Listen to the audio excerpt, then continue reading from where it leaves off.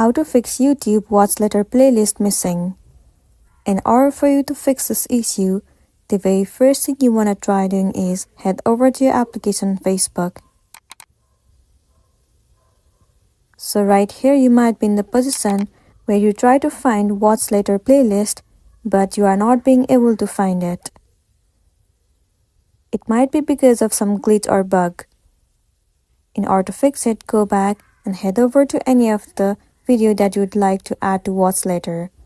Click on this three dot and tap on Save to Playlist. And then choose Watch Later. Once done, now head over to Profile.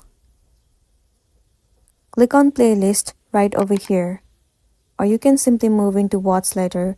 And there you go, your Watch Later playlist has been appeared. But if you're still having the issue, then try updating the application to the latest version. Most of the time, updating the app has also fixed the issue, so you might be good to go. So that's the end of the video. If this video really helped you, give it a like and check out our next tutorial.